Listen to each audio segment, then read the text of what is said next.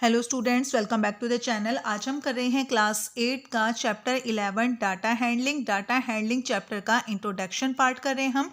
तो data handling क्या होता है? डाटा, सबसे पहले हम डाटा को समझेंगे। डाटा क्या होता है? डाटा होता है बेटा किसी भी टाइप की इंफॉर्मेशन को कलेक्ट करना और फिर उस इंफॉर्मेशन को जब हम ग्रुप्स बनाकर या कि बार ग्राफ बनाकर या किसी भी तरीके से उस इंफॉर्मेशन को हम रिप्रेजेंट करते हैं किसी भी तरीके से, तो उसको बोलते हैं हम डाटा हैंडलिंग। ठीक है, तो डाटा हैंडलिंग हमने समझ लिया। अब जो हमारा चैप्टर है उसके अंदर हमने क्या क्या इसमें पढ़ना है वो आपने देखना है। लर्निंग सीक्वेंसेस के अंदर क्या क्या है? Grouping of data. सबसे पहले हम देखेंगे कि हमें डाटा को कैसे ग्रुपिंग करना है, कैसे हमने डाटा को ग्रुप बनाकर रिप्रेजेंट करना है। नेक्स्ट हमने देखना है construction and interpretation of bar graph, simple pie chart, repeated events. ठीक है, तो हमारा फर्स्ट पार्ट है grouping of data. Grouping of data में हमें डाटा दिया होता है। ठीक है, डाटा दिया होता है और उसको हमें ग्रुप बनाकर रिप्रेजेंट करना होता है। तो यहाँ पर हमारे पास 25 स्टूडेंट्स के मार्क्स हैं मैथमेटिक्स में। तो यहाँ पर 25 स्टूडेंट्स के मार्क्स हैं। किसी बच्चे के 56 आए हैं, किसी की 31 मार्क्स मिले हैं किसी बच्चे को, किसी को 41 मिले हैं, किसी को 64 मिले हैं, किसी को 53। तो यहाँ पर हमने देखा है कि ऐसे बहुत से कम बच्चे हैं, बहुत ही कम बच्चे जिनको सेम मार्क्स मिले हैं। तो इस तरीके से इस तरह के डाटा को हमें ग्रुपिंग ऑफ डाटा, कैसे हम ग्रुप में बनाकर इस डाटा को कैसे रिप्रेजेंट करेंगे, तो उसके लिए हमें यहाँ पर ग्रुप बनाना होता है। हमने यहाँ पर एक टेबल बनाया है जिसको हम बोलते हैं फ्रीक्वेंसी डिस्ट्रीब्यूशन टेबल। ठीक है, फ्रीक्वेंसी डिस्ट्रीब्यूशन टेबल में हमने यहाँ पर 3 कॉलम्स बनाए हैं। एक है हमारा क्लासेस, नेक्स्ट है हमारा टैली मार्क्स और थर्ड हमारा कॉलम है फ्रीक्वेंसी का।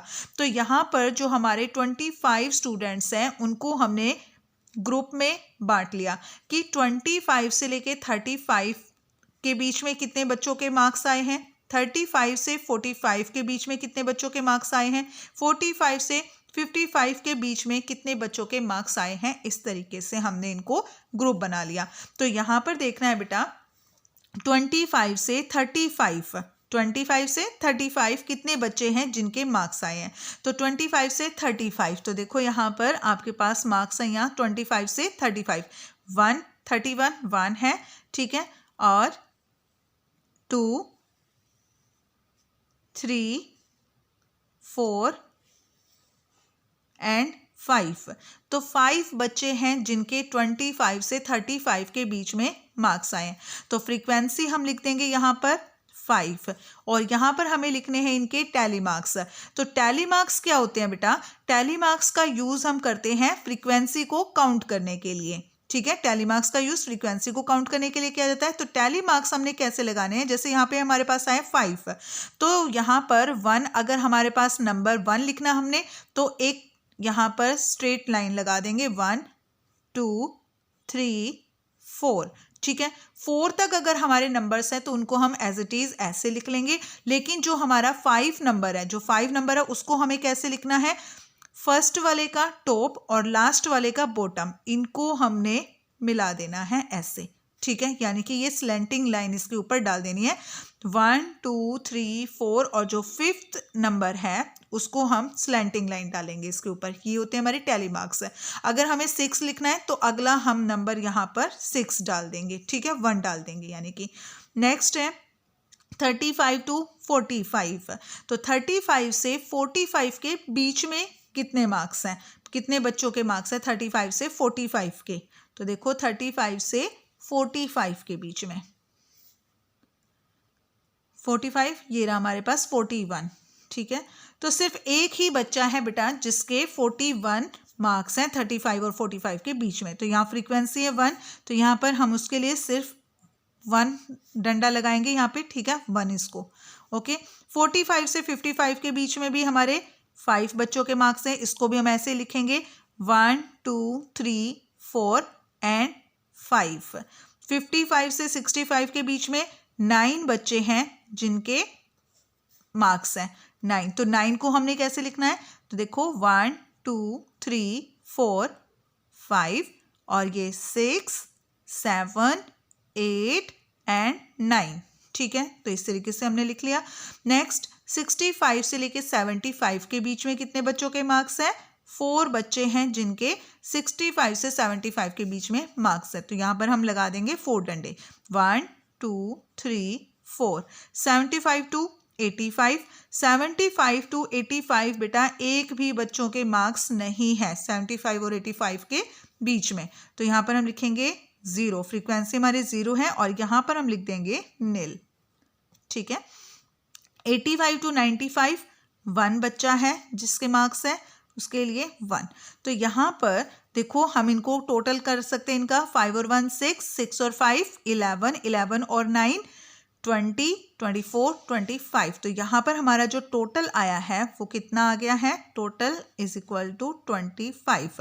तो जब हमारी फ्रीक्वेंसी हमें पता चल गई यहाँ 25 है, तो इससे हमने ये भी अंदाजा हो जाता है कि हमारा क्वेश्चन जो हमने डाटा को रिप्रेजेंट किया है ग्रुपिंग डाटा में, तो वो हमने बिल्कुल सही किया है। हमारा टोटल जो है वो 25 के इक्वल आया है, तो यहाँ पर हमारा क्वेश्चन करेक्ट है। ठीक है, तो ये तरीका है बेटा डाटा को ग्रुपिंग करने का। ठीक है, ग्रुप रूप में ग्रुप बनाकर उसको रिप्रेजेंट करने का ये तरीका होता है, जिसको हम फ्रीक्वेंसी डिस्ट्रीब्यूशन टेबल भी बोलते हैं।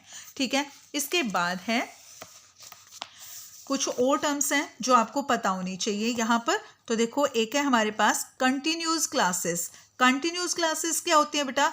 जैसे कि 25 से 35, 35 से 45, 45 से 55, यानी कि जो हमारी क्लासेस हैं वो लगातार चल रही हैं। ठीक है, जहाँ पर हमारी जो अपर लिमिट है ना, जो अपर लिमिट है नेक्स्ट कॉलम में, नेक्स्ट पार्ट में वो हमारी लोअर लिमिट होगी, फिर जो अपर लिमिट है वो अगले केस में फिर से लोअर लिमिट होगी। तो ये हमारा कंटिन्यूस क्लासेस का केस है। ठीक है, कंटिन्यूस क्लासेस बोलते हैं इसको। नेक्स्ट है हमारे पास डिसकंटिन्यूस क्लासेस। अब डिसकंटिन्यूस क्लासेस क्या होता है? जैसे यहाँ पर 25 टू 35 था, 35 से 45 था, तो यहाँ पर हमारा ये चेंज हो जाएगा, 25 से 34 है। नेक्स्ट जो हमारा क्लास है वो 35 से 44 है। ठीक है, तो यहाँ पर इसको हम बोलेंगे डिसकंटिन्यूस क्लास, यानी कि ये यहाँ पर कंटिन्यू नहीं हो रहे हैं, लगातार ये नहीं है। ठीक है, तो ये होता है कंटिन्यूस क्लास और ये होता है हमारा डिसकंटिन्यूस क्लास। नेक्स्ट है क्लास मार्क। अब क्लास मार्क कैसे निकालना है बेटा? The average of upper and lower limit is called class mark. Average of upper and lower limits is called class mark. तो क्लास मार्क हम निकालेंगे, क्लास मार्क होती है हमारी अपर लिमिट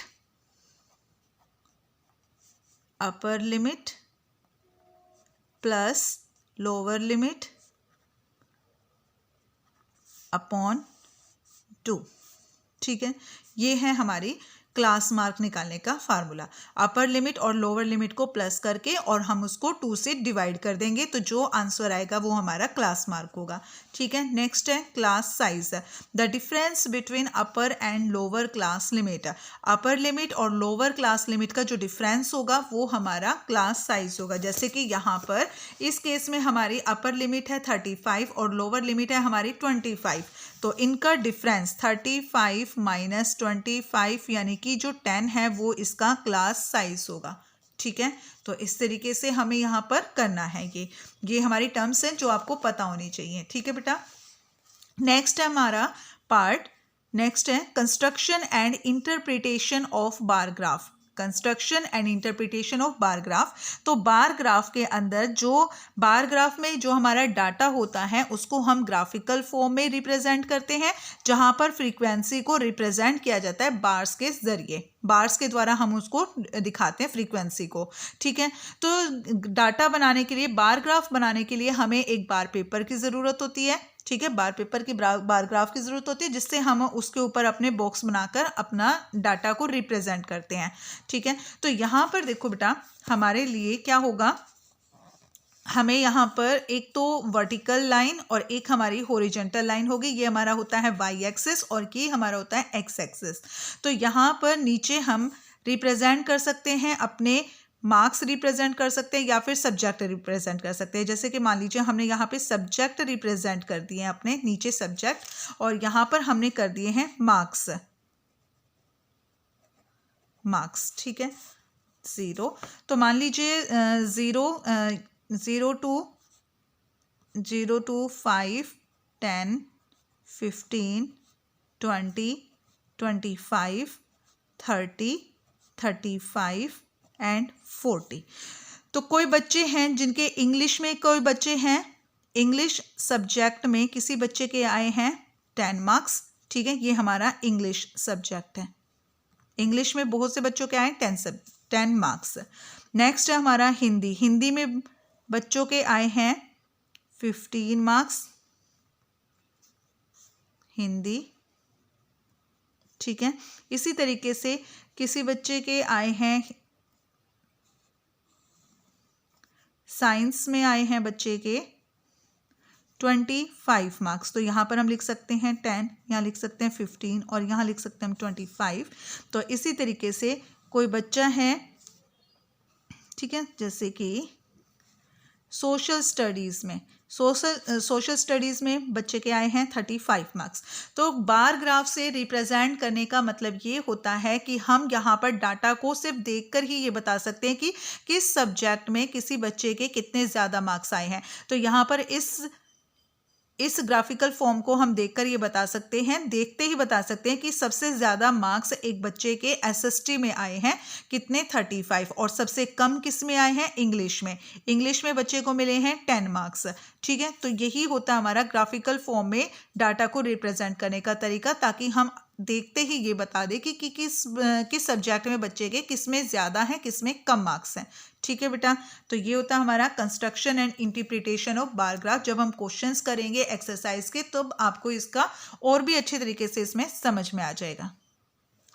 नेक्स्ट टॉपिक है हमारा सिंपल पाई चार्ट। तो pie chart data को रिप्रेजेंट करने का तरीका सर्कुलर फॉर्म में। जब हम डाटा को सर्कुलर फॉर्म में रिप्रेजेंट करते हैं तो उसको हम कहते हैं सिंपल पाई चार्ट, ठीक है। इसके अंदर हम सर्कल को डिवाइड कर देते हैं सेक्टर्स में, और जो हर सेक्टर होता है, जो each sector is proportional to its respective activity. तो हर एक सेक्टर जो है वो इसकी रिस्पेक्टिव एक्टिविटी का प्रोपोर्शनल में होता है। पाई चार्ट में हम सेंट्रल एंगल निकालते हैं। सेंट्रल एंगल निकालने का फॉर्मूला होता है frequency upon total frequency into 360 degree. तो जब भी हम क्वेश्चन करेंगे, हमें दो चीज़ें दी हुई होंगी, ईयर्स दिए होंगे, मतलब कि कुछ भी चीज़ हमें दी होगी, ईयर्स हैं, और यहाँ पर हमें फ्रीक्वेंसी दिए रखी है। जैसे ये एक एग्जाम्पल है, इसमें ईयर्स दिया हुआ हमें 2005, 2006, 7, 8। फ्रीक्वेंसी दी गई है नंबर ऑफ कार्स फ्रीक्वेंसी कि 2005 में 2000 कार प्रोड्यूस की गई हैं एक फैक्ट्री में। 2006 में 2400 कार्स प्रोड्यूस की गई हैं। 2007 में 900 कार्स प्रोड्यूस की गई हैं। तो ये एक डाटा दिया गया है और इसको हमें पाई चार्ट के थ्रू इसको रिप्रेजेंट करना है, ठीक है। तो पाई चार्ट से रिप्रेजेंट करने के लिए सबसे पहले हमें सेंट्रल एंगल निकालना पड़ेगा, और सेंट्रल एंगल निकालने का फॉर्मूला होता है हमारा frequency upon total frequency into 360 degree. 360 degree का मतलब ये होता है बेटा, जैसे कोई भी सर्कल होता है, सर्कल, तो जो इसका सर्कल का जो कंप्लीट एंगल होता है वो हमारा 360 डिग्री होता है। इसको हम कंप्लीट एंगल को 360 डिग्री एंगल होता है, ठीक है। तो 360 डिग्री से इसको मल्टीप्लाई किया जाता है। फ्रीक्वेंसी है, जो कार्स प्रोड्यूस की गई हैं वो हमारी फ्रीक्वेंसी है, तो इनका हम टोटल निकालेंगे। टोटल करेंगे इनका 0, 0, 4, 9 और 4, 13, 13 और 9, 22, 2 और 2, 4, 5, 6, 7, 7200 इसका टोटल, ठीक है। सेंट्रल एंगल निकालेंगे हम फ्रीक्वेंसी अपॉन टोटल फ्रीक्वेंसी। तो फ्रीक्वेंसी हमारी यहाँ पर बेटा 2000 और टोटल फ्रीक्वेंसी है हमारी 7200 इंटू 360 डिग्री, ठीक है। हर जगह हमें सेंट्रल एंगल अपना 360 डिग्री यहाँ से लेंगे हम, और इसको सॉल्व करना है। 20 से 20 कट जाएंगी, तो यहाँ से ये हमारा हो जाएगा 9 से, 9 के टेबल में 9 4 जा 36, 9 8 जा 72, और 4 1 जा 4, 4 2 जा 8, 2 से डिवाइड करेंगे 10 आ जाएगा, और 10 को यहाँ पर 0 है, ठीक है, यहाँ 0, 10 10 जा 100, तो 100 डिग्री आ जाएगा हमारे यहाँ पे। और उसके बाद हम निकाल रहे हैं 2400 का 2400 अपॉन 7200 इंटू 360 डिग्री। तो 20 से 20 कट जाएंगी और फिर हमारा डिवाइड हो जाएगा 9 4 जा 36, 9 8 जा 8 1 जा 8, 8 3 जा 24। ठीक है, 4 3 जा 12। तो यहाँ पर आ गया 120 डिग्री एंगल आ गया। फिर उसके बाद 900 अपॉन 7200 इंटू 360 डिग्री। 20 से 20 कट गई, 9 1 जा 9, 9 8 जा 72 और 8 के टेबल से इसको डिवाइड करेंगे। 8 1 जा 8, 8 4 जा यहाँ से 9 8 जा, तो 8 4 जा 32 और 8 5 जा 45 डिग्री आ गया। फिर हमारा 1900 अपॉन 7200 इंटू 360। 20 से 20 कट जाएंगी और 9 8 जा 9 4 जा, यहाँ से 8 1 जा 8, 8 5 जा 40, 19 5 जा 95, 19 5 जा 95 डिग्री। ठीक है, इस तरीके से हमने अपने सेंट्रल एंगल्स फाइंड कर लिए हैं। अब इसको हमें पाई चार्ट पर कैसे रिप्रेजेंट करना है वो देखना है। तो हमने एक सर्कल ड्रॉ कर लिया है यहाँ पर और इस सर्कल की एक रेडियस हम यहाँ पर बना लेंगे। ठीक है, ये हमारा सर्कल का सेंटर पार्ट है, सेंटर है और सेंटर से यहाँ से आपने एक रेडियस बना लेनी है सरकमफ्रेंस तक। ये हमने रेडियस बना लिया। तो फर्स्ट एंगल हमारा क्या है बेटा, 100 डिग्री। तो यहाँ पर हम रख के यहाँ पर इसके सेंटर पॉइंट पे आपने डी को रखना है और यहाँ से देखो अब कैसे करना है। ये है हमारा जो ये वाला जो पार्ट है, ये वाला जो सेंटर है, इसको हम सर्कल के सेंटर से अटैच करेंगे और यहाँ से आपको ये देखना है कि ये जो लाइन है ये किस लाइन को ओवरलैप कर रही है, यहाँ पर इस लाइन को ओवरलैप कर रही है। तो हमारे डी के अंदर यहाँ भी 0 है और यहाँ पर भी 0 है। हमें कौन से 0 का यूज़ करना है, ये वाली 0 का यूज़ करना है। ठीक है, जहाँ से जो लाइन ओवरलैप हो रही है वहीं से हम उसी 0 का मेजरमेंट लेते हैं। तो यहाँ से ये वाली 0। ठीक है, अब यहाँ से आपको ये देखना हमारा 100 डिग्री कहाँ बन रहा है। ठीक है बेटा, तो यहाँ से ये देखना आपने 0 से हमारा 100 डिग्री। तो 100 डिग्री हमारा यहाँ पर। ठीक है, यहाँ पर हमारा 100 डिग्री है।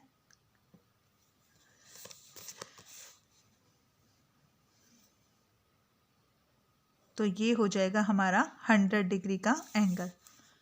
ये है 100 डिग्री। और अब हमें यहाँ पर इस पर रखेंगे अपने डी को और यहाँ से हमें बनाना 120 डिग्री का एंगल। ठीक है, यहाँ पर इसके ऊपर रखेंगे बेटा और ये लाइन ओवरलैप हो रही है। तो अब हमें बनाना अपना 120 डिग्री का एंगल। हमारा बनेगा 120 डिग्री, यहाँ पर है हमारा। ठीक है, इसको मैच कर देंगे हम।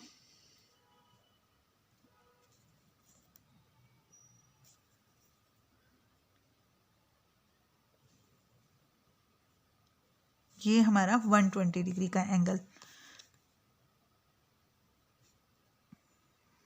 नेक्स्ट हमें बनाना है 45 डिग्री। अब हम अपने डी को यहाँ रखेंगे और अब बनाएंगे हम 45 डिग्री का एंगल। 40 और 50 के बीच में हमारा आ जाएगा यहाँ पर 45 डिग्री। ठीक है, यहाँ पर हमारा आ जाएगा 40 और 50 के बीच में यहाँ पर आ जाएगा 45 डिग्री। इसको मैच करना है।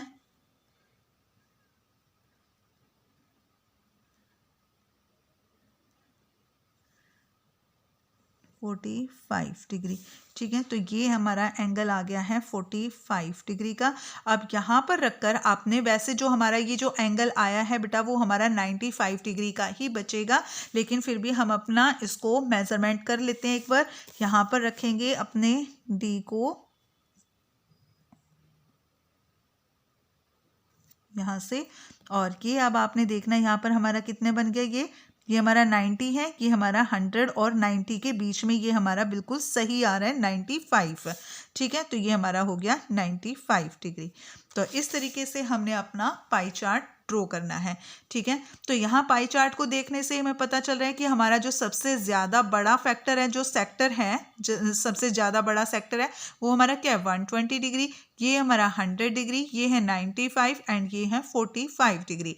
तो जब भी हम डाटा को रिप्रेजेंट करेंगे सर्कुलर फॉर्म में तो उसको हम बोलेंगे सिंपल पाई चार्ट। ये हमारा पाई चार्ट का। ठीक है, नेक्स्ट है हमारा इवेंट्स पार्ट्स। नेक्स्ट हमारा टॉपिक है रिपीटेड इवेंट्स। तो रिपीटेड इवेंट्स, इसमें इवेंट क्या होता है? Event is something that happens. Event कुछ भी हो सकता है जो हमारे साथ होता है, जो हो सकता है, कोई भी चीज़ जो हो सकती है वो हमारा इवेंट होगा। जैसे कि मान लीजिए अगर हमने एक डाई को थ्रो किया, तो डाई क्या होता है बेटा? डाई वो होता है जो हम लूडो खेलते टाइम यूज़ करते हैं। ठीक है, तो लूडो खेलते टाइम जब हमने मान लीजिए एक डाई को थ्रो किया है, तो अगर हमारे पास 4 आ जाए, 5 आ जाए या 6 आ जाए, कुछ भी आ सकता है हमारे पास। ठीक है, 1 to 6 नंबर तक कुछ भी आ सकता है। तो जो भी चीज़ हमारे पास आई है वो एक इवेंट कहलाएगी। वी टॉस अ कॉइन, अगर हमने कॉइन को टॉस किया तो हो सकता है हमारे पास हेड आ जाए या टेल आ जाए, तो कुछ भी आएगा वो हमारा इवेंट होगा। ठीक है, नेक्स्ट है रिपीटेड इवेंट्स। तो यहाँ पर हमने पढ़ा था इवेंट के बारे में, अब है रिपीटेड इवेंट्स। अगर किसी एक्सपेरिमेंट में कोई इवेंट हमारे पास बार बार आ रहा है, जैसे कि हमने पहले 1 फेंका, 1 आया, डाई फेंका और 1 आया, हमने दोबारा उसको डाई को थ्रो किया और फिर से 1 आया, तो ये हमारा क्या हो गया? रिपीटेड इवेंट्स कहलाएगा। There are chances that we may come across events. ठीक है, नेक्स्ट है हमारा सैंपल स्पेस। सैंपल स्पेस क्या होता है? अगर मान लीजिए हमने एक कॉइन को थ्रो किया है, कॉइन को टॉस किया है, तो हमारे पास या तो हेड होगा या फिर टेल होगा। तो हेड के लिए हम लिखेंगे H और टेल के लिए लिखेंगे हम T। तो ये होता है हमारा sample space. If we throw are die, अगर हमने एक डाई को फेंका है तो हमारे पास आ सकता है 1 2 3 4 5 6, और इसको लिखने का तरीका होता है 1 2 3 4 5 6। तो ये हमारा कहलाएगा सैंपल स्पेस। नेक्स्ट है हमारा टॉपिक प्रोबेबिलिटी। प्रोबेबिलिटी होता है बेटा कोई भी इवेंट यानी कि जिसके होने की संभावना होती है। जैसे कि हम बहुत बार कहते हैं कि हाँ आज बारिश होने की संभावना है, आज ऐसा लग रहा है कि जैसे बारिश हो सकती है, तो वो प्रोबेबिलिटी होती है। ठीक है, तो प्रोबेबिलिटी निकालने का एक फॉर्मूला होता है frequency of outcomes upon total number of trials. Total number of trials यानी कि कितनी बार हमने वहाँ, जैसे कि कॉइन के एग्जाम्पल ले सकते हैं, कॉइन का एग्जाम्पल हम ले सकते हैं, जैसे कि कॉइन को हमने कितनी बार ट्रायल किया है, कितनी बार कॉइन को फेंका और हमें क्या मिला है, फ्रीक्वेंसी ऑफ आउटकम्स की कितनी चीज़ हमें कितनी बार मिली है, वो हो जाएगा हमारा फ्रीक्वेंसी ऑफ आउटकम्स। तो ये हमारा प्रोबेबिलिटी निकालने का फॉर्मूला होता है। ठीक है बेटा, तो जितने भी टॉपिक्स थे हमारे इस चैप्टर में डाटा हैंडलिंग में वो हमने यहाँ पे कवर कर लिए हैं। अब हम अपनी नेक्स्ट वीडियो में अपने एक्सरसाइज स्टार्ट करेंगे। ठीक है, जितने भी आपकी अगर कंफ्यूजन है तो जब हम एक्सरसाइज करेंगे तो वो भी क्लियर हो जाएंगी तब। ठीक है, ओके।